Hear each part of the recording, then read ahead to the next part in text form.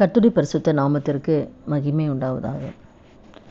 இன்றைய வசனம் நீதிமொழிகள் 21:13.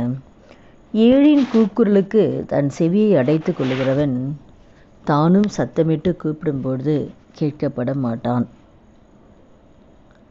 ஏழை கூப்பிடும்போது அவனுடைய கூக்குரல், ஏழை ஜனங்களை நேசிக்கிறத கர்த்தர் அதிகமாக விரும்புவார். ஏழை ஜனங்க, திக்கற்றவங்க, விதவியருங்க, வறுமையில் வாடுகிற ஜனங்க, இப்படிப்பட்ட ஜனங்களை நேசிக்கும் பொழுது, அவர்களுக்கு நம்மால் முடிந்த உதவிகளை செய்யும்போது அதை கர்த்தர் அதிகமாக விரும்புவார். நம்ம கூட போகிறோம், நம்மகிட்ட கேட்குறாங்க, கஷ்டமாக இருக்குன்றாங்க, பசியாக இருக்குதுன்றாங்கன்னு கேட்கும் பொழுது, நம்ம அந்த கேட்டதை நம்ம கேட்காதபடி நம்ம போகும்பொழுது நாம் கூப்பிடக்கூடிய ஒரு சூழ்நிலை வரும். நாம் ஆண்டை நோக்கி கூப்பிடக்கூடிய ஒரு சூழ்நிலையில் அவர் கேட்க மாட்டார்.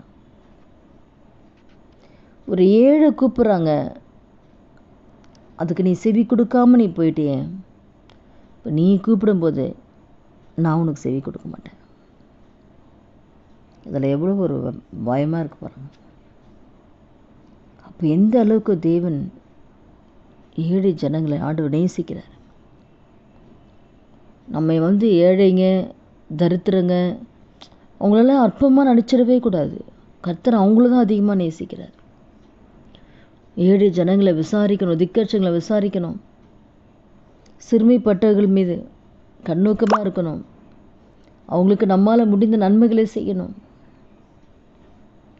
அப்போது அந்த ஏழை ஜனங்களை நாம் இப்போ நம்மக்கிட்ட அவங்களுக்கு செய்யக்கூடிய சூழ்நிலை நம்மக்கிட்ட இருக்குது. நம்மக்கிட்ட இருக்கும்பொழுது, திராணி இருக்கும்பொழுது அதை செய்யத்தக்கவர்களுக்கு செய்யாமல் இராத. நம்மக்கிட்ட திராணி இருக்குது, செய்யக்கூடிய திராணி இருக்கும்பொழுது செய்யாமல் இருக்கக்கூடாது. பசின்னு கேட்குறாங்களா, நம்மால் முடிஞ்சது கண்டிப்பாக செஞ்சுட்டு தான் அதை நம்ம எந்த வகையிலுமே அதை கவனிக்காமல் போயிடவே கூடாது. அப்படி நீ ஏழை கூப்பிடும்போது நீ செவி கொடுக்காம நீ போயிட்டா, நம்ம கூப்பிடும்போது அவர் செவி கொடுக்க மாட்டேன்னு சொல்கிறார். ஏழைக்கு இறங்குகிறவன் கர்த்தருக்கே கடன் கொடுக்குறான். ஆண்டவருக்கு கொடுக்குறவங்க, ஏழை ஜனங்களுக்கு கொடுக்குறவங்க கர்த்தருக்கே கடன் கொடுக்குறாங்க. அப்போ ஆண்டவர் கடன் கொடுத்தா அவர் கொடுக்காம இருப்பாரா? திரும்ப அவர் கொடுப்பார். அப்போ ஏழை ஜனங்களுக்கு கொடுப்பதை ஆண்டவர் அதிகமாக நம்மக்கிட்ட தேவன் எதிர்பார்க்குறார்.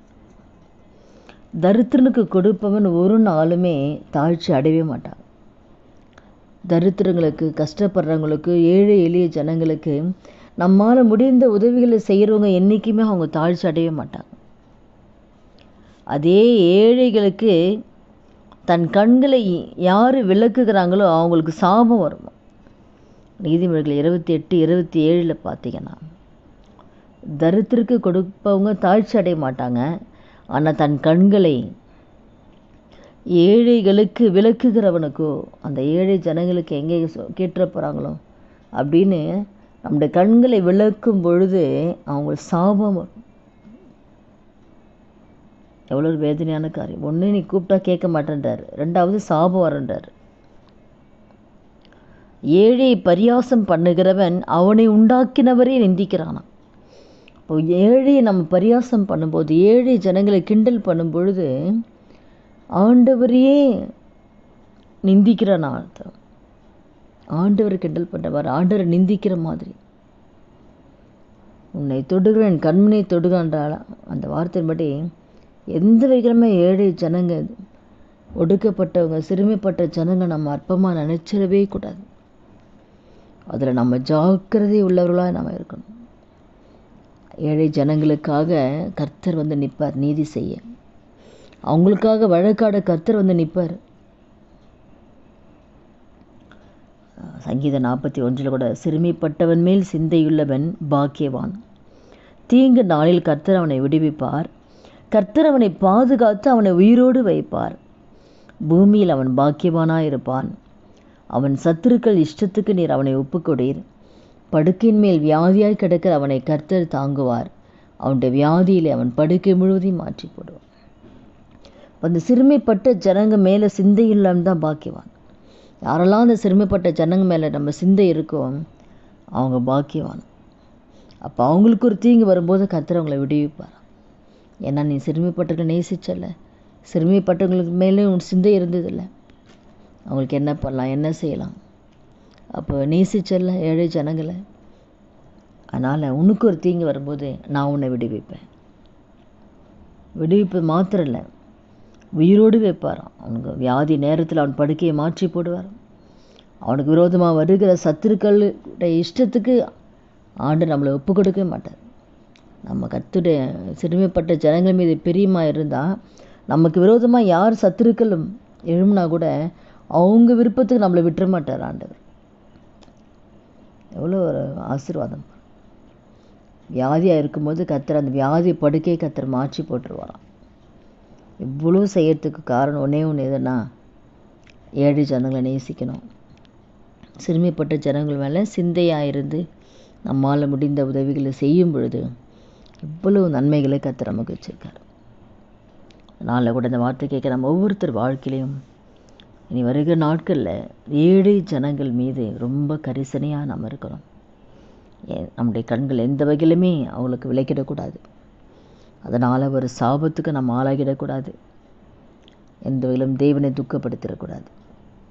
ஜெபிக்கலாமா? இனி வருகிற நாட்கள் அதிகமாக நம்ம ஏழை ஜனங்களுக்கு நம்மளால் முடிந்த உதவிகளை செய்யலாம். நம்ம முடிஞ்ச உணவு கொடுக்கலாம், முடிந்த உதவிகளை நம்ம செய்யலாம். நம்மளால் முடிஞ்ச நம்ம செய்யலாம். அவங்கள நேசிக்கலாம், அவங்கள விசாரிக்கலாம். அவங்களுக்கு என்ன நம்மளால் முடியுமோ நம்ம செய்யலாம். ஜெபிக்கலாமா?